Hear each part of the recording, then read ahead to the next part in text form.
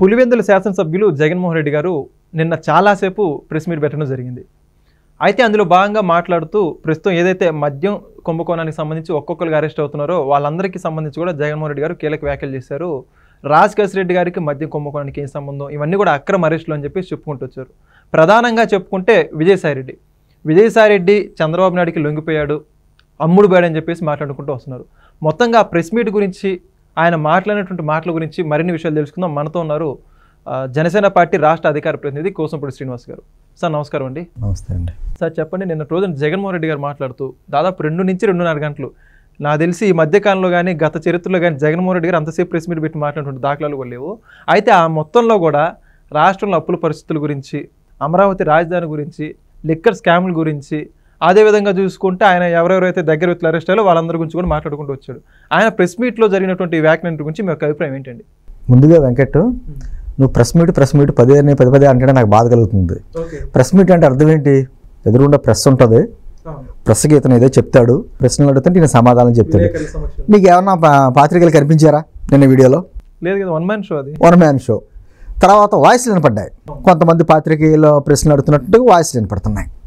ఆ వాయిస్లు 10 వాయిస్ల్లో 8 వాయిస్లు ఇంగ్లీషు, అంటే ఏదో నేషనల్ మీడియా ఇంటర్నేషనల్ మీడియా వచ్చినట్టు. నీకు ఎదురుగుండా ప్రెస్ వాళ్ళకి సంబంధించినట్టు మైకులు కానీ ఏం కనపడవు. ఆ ఏకపాత్రాభినయం అదొక రకమైన రికార్డింగ్ ఆడియో ఉన్నట్టుగా. అంటే ఏ రోజున అతను ప్రశ్న ఎదుర్కొన్నాడు? అతని వల్ల అవదో. ఎందుకంటే నిన్న వచ్చిన వాయిస్లో ఒక అమ్మాయి ఇంగ్లీష్లో క్వశ్చన్ అడిగింది. ఇంత పెద్ద క్వశ్చన్ వేసేటప్పటికి కంగాపడిపోయాడు. ఏం చెప్పాలో అర్థం అవ్వక ఇట్స్ టూ లాంగ్ క్వశ్చన్ అన్నాడు. అలాగా అంటే అర్థం అవ్వలేదు. మెయిన్ ఆవుగా చెప్పినట్టు ఏ క్వశ్చన్ వేసినా ఆన్సర్ ఒకటే.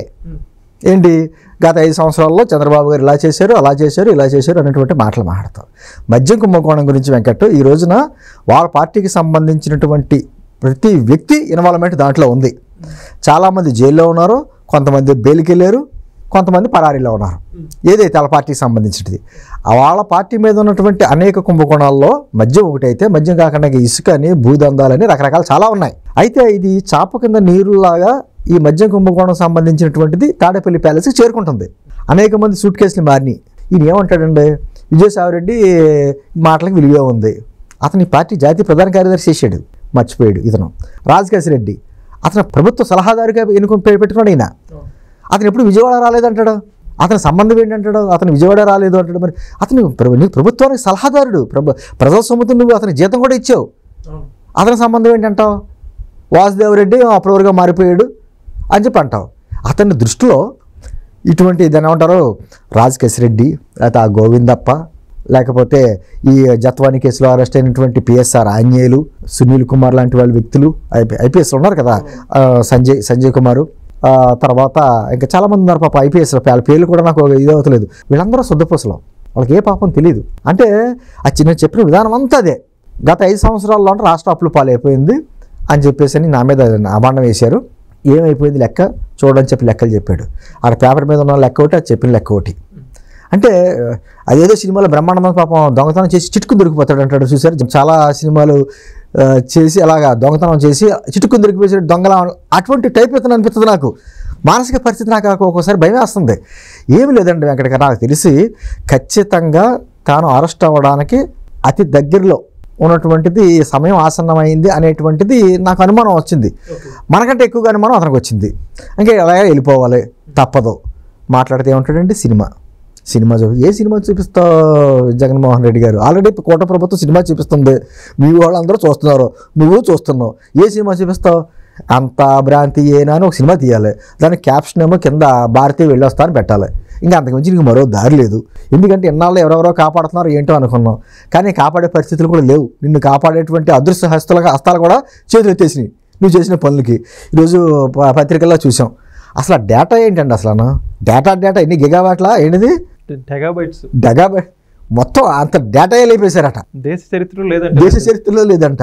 ఎన్ని చేసినా కూడా కళ్ళు అర్పకుండా ఎలా అబద్ధాలు చెప్తాడు జగన్మోహన్ రెడ్డి? నాకు అర్థం కాదు.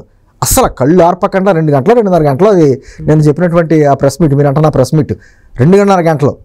అక్కడ 2 కెమెరాలు ఉంటాయి, ఒకటి సాక్షి, 3వ కెమెరా ఉండదు అక్కడ. అంతా స్క్రిప్టెడ్గా ఎవరికైతే కొన్ని క్వశ్చన్లు ఇస్తారో వాళ్ళ మనుషులను పెట్టుకుని వాళ్ళ ముఖాలు చూపించారో వాళ్ళతో ప్రశ్నలు అడుగుతారు. వాళ్ళ పాత్రికేయుల కింద మనం అనుకోవాలి. అంటే ఒకటి కాదు, మద్యం కుంభకోణం కేసు అన్నది ఢిల్లీ కుంభకోణం కేసు కంటే, ఢిల్లీ లిక్కర్ స్కామ్ కంటే దాదాపు 20-25 రెట్లు పెద్దది. దానికే అక్కడ ఢిల్లీ ముఖ్యమంత్రి గారు, ఉప ముఖ్యమంత్రి గారు, అదేవిధంగా కవిత గారు మొత్తం అందరూ జైలు జీవితం అనుభవించారు. నువ్వు చేసింది ఎన్ని వేల కోట్లు, అసలు దాదాపు 1,00,000 కోట్లు దరిదాపుల్లో ఉన్నట్టుంది లిక్కర్ స్కామ్.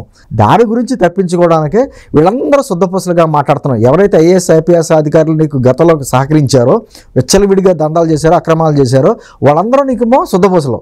ఈ శుద్ధపూసలకు నాయకుడు, మహానాయకుడు నువ్వు. నేను చెప్పుకునేది అదే. ఆ ప్రెస్ మీట్లో సారాంశం ఏంటంటే, నేను శుద్ధపూసని, నాకు సహకరించిన వాళ్ళందరూ మహాశుద్ధపూసలు, కాబట్టి వాళ్ళందరినీ అక్రమంగా కూటమి ప్రభుత్వం అరెస్టులు చేస్తుంది. కూటమి ప్రభుత్వం ఎవరికైనా నోటీసులు ఇవ్వకుండా కానీ, అర్ధరాత్రి కానీ, అపరాత్రి కానీ, తెల్లవారులు జామును కానీ, ఎక్కడైనా గోళ్ల దూకి కానీ ఎవరినైనా అరెస్ట్ చేసిన సందర్భం ఒక్కటి చూపించండి వెంకట గారు. మీరు మీడియాలో ఉన్నారు కదా, ఏమైనా ఒక కేసు చూపించండి. నోటీసులు ఇచ్చి ఆఖరికి ఇది చెప్పుకోవాలి. చంద్రబాబు గారు కూడా ఏమన్నారు, లిక్కర్ స్కామ్ గురించి ఎవరు మాట్లాడద్దని కూడా చెప్పారు. ఆయన వాళ్ళ సంబంధించిన ఎమ్మెల్యేలకి వాళ్ళకి ఎవరు మాట్లాడదు. ఎందుకు అన్నారంటే, చట్టం తన పని తను చేసుకుంటూ వెళ్ళిపోతుంది, అన్ని ఆధారాలతో సహా సిట్టు అక్కడ పెడుతున్నారు, అటువంటి మీరు మనం మాట్లాడే ఉపయోగం లేదు అని ఆయన భావన. దాన్ని కూడా వక్రించాడు. అంటే ఈ లిక్కర్ స్కామ్లో మన మీద నిందలేస్తున్నాం అన్న విషయం ఆయనకి అర్థమైపోయి ఉంటుంది. మళ్ళీ తనకు మెడ చుట్టుకుంటుందన్న భయంతో చంద్రబాబు గారు ఇలా అంటున్నాడు అనేటువంటిది కూడా వక్రీకరించాడు. అంటే ఏమి లేదు, వాళ్ళ పార్టీకి సంబంధించిన ఎమ్మెల్యేలు కావచ్చు, అంటే మాజీ ఎమ్మెల్యేలు కావచ్చు, ఎంపీలు కావచ్చు, ఎమ్మెల్సీలు కావచ్చు, ప్రజాప్రతినిధులు అందరూ కూడా ఈ పార్టీలో ఉంటే మన బతుకు బస్ స్టాండ్ అనేటువంటి విషయం క్లియర్గా అర్థమైపోయింది. కొంతమంది వ్యక్తులు ఉంటారు, వాళ్ళకి ఏ పార్టీలోనూ చేర్చుకోరు. అటువంటి సందర్భంలో ఏం చేయాలి, కనీసం ఉన్న కేడర్ అయినా కాపాడుకోవాలంటే ఏం చేయాలంటే ఇటువంటి మాటలు. మనం 2047 స్వర్ణాంధ్ర లక్ష్యంగా పనిచేస్తున్నామండి కూటమి ప్రభుత్వం. మీరు 2047 తర్వాత కూడా ఇదే జగన్మోహన్ రెడ్డి ఇలాగే ప్రెస్ మీట్ పెట్టి మనం వచ్చేస్తున్నాం, మళ్ళీ సినిమా చూపిస్తూ ఉంటాడు. అప్పుడు కానీ వయసు ఎంత ఉంటుందో మనకు తెలియదు, కానీ అప్పుడు కూడా ఇదే డైలాగ్ అవుతాడు. కానీ అతను రాలేడు. వచ్చే అవకాశం ఎందుకు ఇస్తారండి ఆంధ్రప్రదేశ్ ప్రజలు అంత పిచ్చోళ్ళ? ఒక్క ఛాన్స్ అని అడిగినందుకు ఇచ్చారు. ఒక ఛాన్స్ ఇచ్చేందుకు సద్వినియోగం చేసుకున్నావా? ఈ రోజుకి కూడా ప్రజలదే తప్పంటావు, తప్ప ఎక్కడైనా ఆత్మవిమర్శ చేసుకోవడం, ఒక సమీక్ష చేసుకోవడం ఎక్కడైనా ఉందో వాళ్ళ పార్టీలో? వెంకట గారు ఈ సందర్భంగా చెప్పుకోవాలి. ఈ రోజున 23 మనం కూర్చొని మాట్లాడుకుంటున్నాం. 2019 మే 23 ఇదే రోజున, ఆ రోజున మేము చేసినటువంటి కొన్ని తప్పిదాల వల్ల, విడివిడిగా పోటీ చేయడం వల్ల నువ్వు అధికారంలోకి వచ్చావు. అయినా కూడా మేము మా జనసేన పార్టీ, మా పార్టీ అధ్యక్షుడు 2 చోట్ల ఓడిపోయినా కూడా మాకు ఒక్క ఎమ్మెల్యే నెగ్గేటప్పుడు, అతను వెళ్ళిపోయాడు అనుకోండి తర్వాత సంగతి, అయినా కూడా ఎక్కడ వెనుగడిగేయలేదు. ప్రజా తీర్పును గౌరవించాం, ప్రజల్లో ఉన్నాం, ప్రజలతో ఉన్నాం, మా ప్రణాళికలు మేము సిద్ధం చేసుకున్నాం, కూటమి ఎంత ఘన విజయం సాధించో చూసాం. నీలో ఏ రోజైనా పశ్చాత్తాపం చూసారా? జగన్మోహన్ రెడ్డి విషయంలో ఎప్పుడైనా చూసారు మీరు అసలు పశ్చాత్తాపం? ఇప్పటికే ఏమంటాడంటే, ఈ రోజుకి గ్రామాల్లో కానీ ఎక్కడికైనా వెళ్ళి అభివృద్ధి కనపడుతుందంటే మేము చేసిన అభివృద్ధి అంటాడు. అసలు ఏం మాట్లాడతాడో ఏంటో కూడా అర్థం కాదు. కళ్ళు అర్పకుండా అబద్ధం చెప్పడాల్లో పిహెచ్డీ చేసాడు అతను. ఇప్పటికీ అదే బాణి. నేను అంటుంది ఖచ్చితంగా ఓటమి తర్వాత మార్పు వస్తుంది. ఆ మార్పు అతనిలో రాలేదు.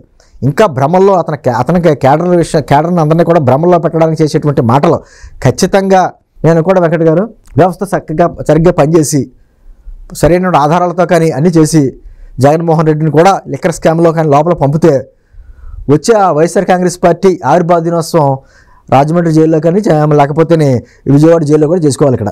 ఎందుకంటే బయట ఎవరు లేరు, ఇంకా నాయకులందరూ అక్కడే ఉన్నారు. ఆల్రెడీ కొడాలని ఉన్నాడు, కొడాలని కూడా లుక్అవుట్ నోటీసులు ఇచ్చారు.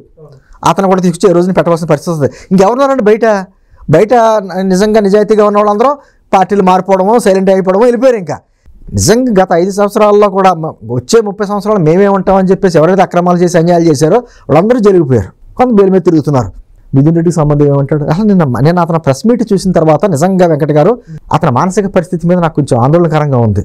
ఖచ్చితంగా అతను సరైన ట్రీట్మెంట్ చేసుకోకపోతే, ఎందుకంటే అతను ఉండాలి, అతను ఉంటేనే మనకు సబ్జెక్టు, అతను మాట్లాడాలి, ఏదో ఒకటి మాట్లాడితేనే మనకు సబ్జెక్ట్. కాబట్టి అసలు అలా ఉంటేనే మనకు మంచిదని చెప్పేసి సద్దుదేశంతో చెప్తున్నాను నేను. ఎందుకంటే మనకంటూ ఒక ప్రతిపక్షంగా ఎవరో ఒకళ్ళు ఉండాలి, మాట్లాడుతూ ఉంటేనే మనం ఏమైనా తప్పులు చేస్తే మనకి తెలుస్తుంది, లేకపోతే ఏకపాత్రాభినయాలు అయిపోతాయి. కాబట్టి అతను బాగుండాలని కోరుకుంటున్నాం మేము. కానీ అతను దాన్ని పాజిటివ్గా తీసుకోడు.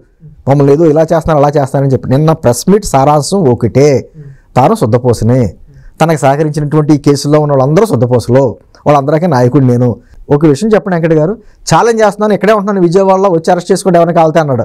సాయంత్రం ఫ్లైట్ ఎక్కేసి బెంగళూరు వెళ్ళిపోయాడు. అతని మాటలకే పనులు. అంటే ఎటువంటి జగన్మోహన్ రెడ్డి చాలా ధైర్యవంతుడు. ఎటువంటి ధైర్యవంతుడు తెలుసా?